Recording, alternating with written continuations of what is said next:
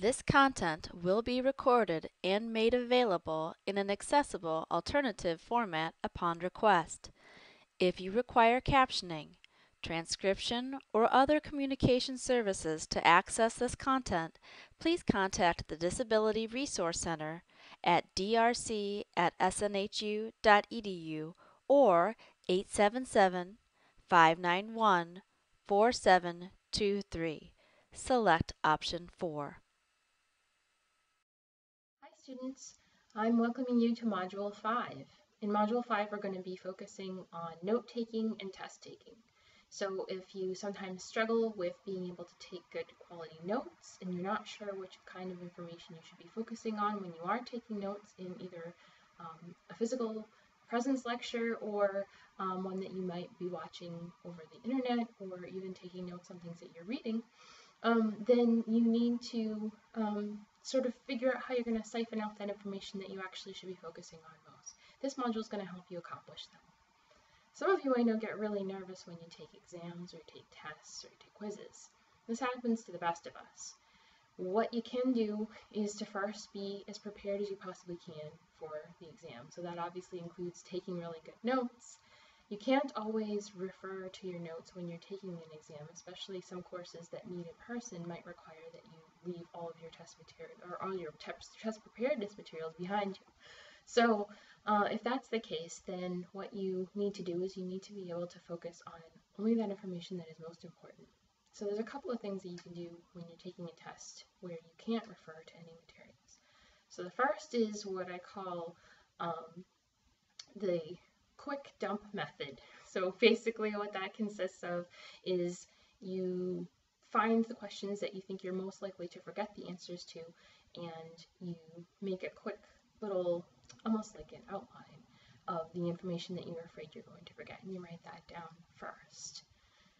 Some of the stuff that you studied a bit more intensively and has stuck with you a bit longer, you can answer those questions next. So it's being strategic in how you answer the questions.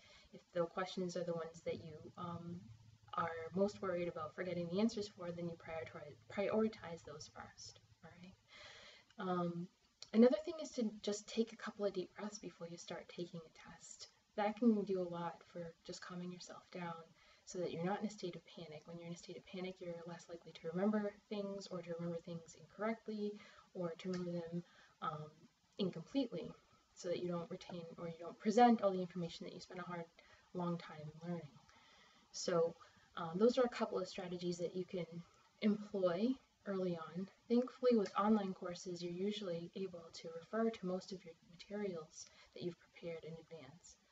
Since some exams are timed, this isn't a great strategy to not study at all. You still need to study for your tests because you only have a limited amount of time in which to get the test completed.